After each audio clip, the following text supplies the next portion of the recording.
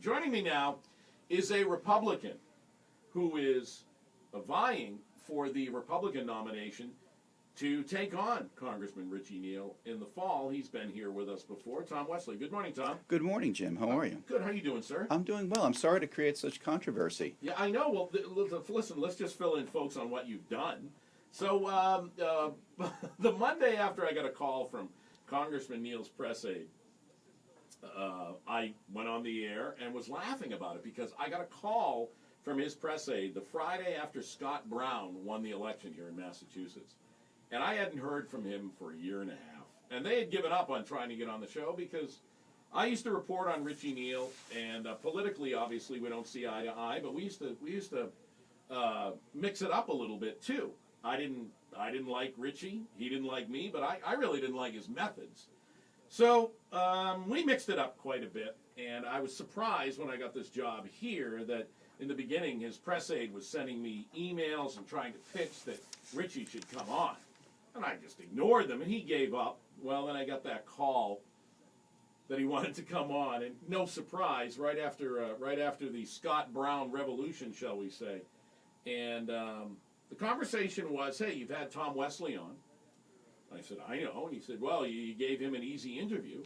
And I said, no, I didn't give him an easy interview. I said, he's not known. He doesn't, we can really go on with him is his reputation and what he's done before. But Congressman Neal has been in Congress for quite a while, so I have a lot of questions about what he's been doing and why we should send him back to that seat. So anyway, which fast forward leads to we had Dr. Jay Flightman on, your opponent in the Republican primary, and Tom Wesley is back again.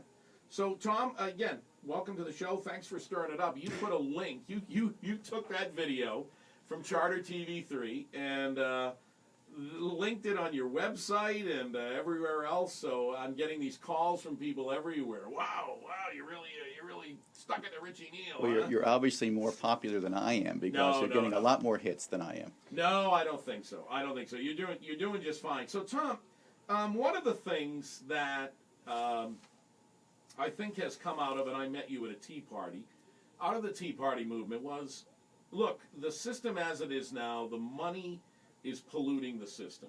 And there are incumbents in there who are spending the people's money.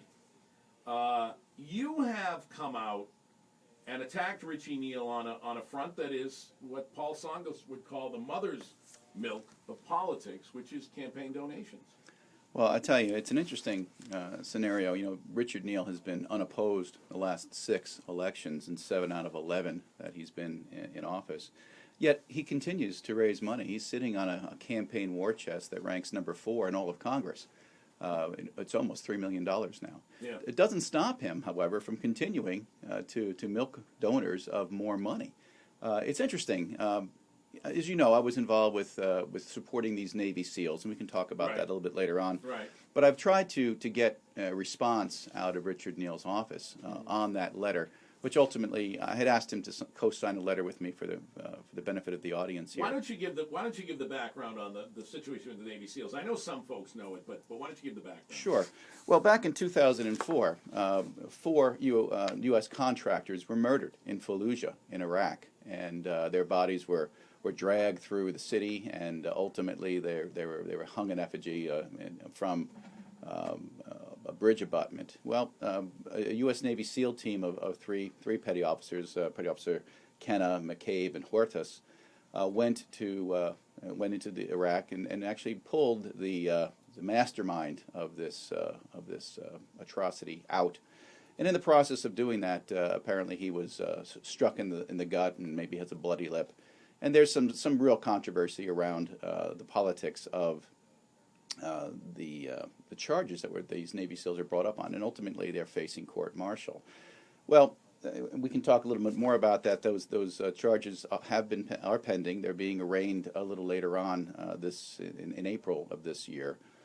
They were planning to go back to Iraq to face their accuser, but apparently that's not going to happen. So the case is a little shaky right now. But the point was, I'd asked Richard Neal to co-sign a letter with me as a concerned citizen, not as a candidate for Congress, to ask President Obama to exonerate these petty officers, these brave petty officers, of any wrongdoing, given the situation at the time. Well, I delivered that letter. I got a phone call ultimately after repeated calls on my part down to the Washington office, and the line's gone dead. So that doesn't surprise me. Well, you mean you have no more responses? No more responses from Richard Neal's office, and certainly no response from President Obama, because I did, in fact, send that letter off directly to him. But it's interesting, as I tour around the district, I find that that's not an uncommon response. People don't hear from Richard Neal, but I actually have found the way to actually get his ear, and that is to attend a fundraiser. Now, here's a man who's sitting on almost $3 million worth of cash. But you also have to be in Washington, apparently. So I'm looking at a document here from OpenSecrets.org, which tracks campaign financing. So I don't know if you like U2. Do you like that? Well, I don't like them as much now. I started listening to them in 1981, and I remember seeing them in concert in Boston in a club in 1981. But yeah, pretty hard to get a ticket, I would think. Oh, now they're a big arena band. They're very, very popular, and well, if you had $2,500, you could have gone with Richard Neal to the U2 concert. Not locally here, but down in the FedEx Field outside of Washington. You could have done that, and you could have done that also with let's see, who else was playing? I believe it was Fleetwood Mac. Yeah, they were playing earlier.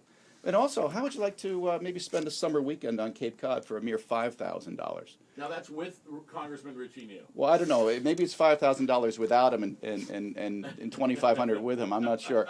But in any case, I just want so folks know where you're getting this information from. Just so OpenSecrets.org. Right. It's the Center for Responsive Politics, right. And I think it's a very credible source. And I guess the point really is.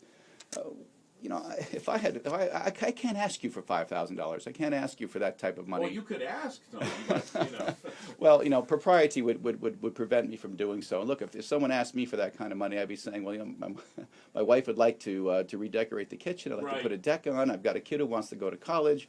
There's lots of things I could do with that money, and it shouldn't determine access to a candidate. And it seems as though donation quantity and frequency makes a lot of difference with being able to gain access to Richard Neal, and I think that's just plain wrong. So we've got to change that. One of the best donations I've received from one of my my mailings was something that had come in just about 48 hours after the mailing had gone out. It was a $5 check from a gentleman in Chicopee on the western edge of the district. And he'd written a note saying, hey, I'm retired. I'm happy to put out lawn signs and make phone calls for you and things. But here's what I can afford, $5. And he wrote that check, and he must have read my letter. He went and got his checkbook, got the stamp, licked the envelope, and put it out in the mail, and it came to me in record time. And I guess the question I have is, does that gentleman have any voice with a 22-year incumbent who's caught what I describe as Potomac fever? At some point you go down to Washington and all bright-eyed and bushy-tailed and very eager, and you're reading the front page of the Washington Post every day.